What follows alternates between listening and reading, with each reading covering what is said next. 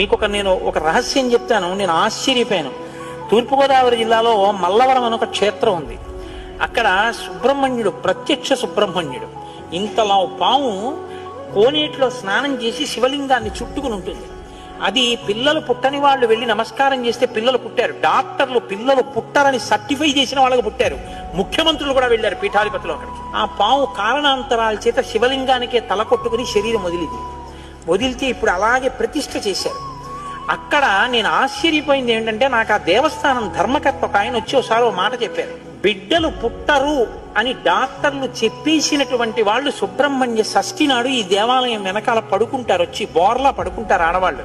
వాళ్ళకి కునుకు పడుతుంది, కునుకు పడ్డాక లేపేస్తాం. ఆ మరుసటి సంవత్సరం వాళ్ళు పసిపిల్లల్ని పట్టుకుని వస్తారండి అని చెప్పారు.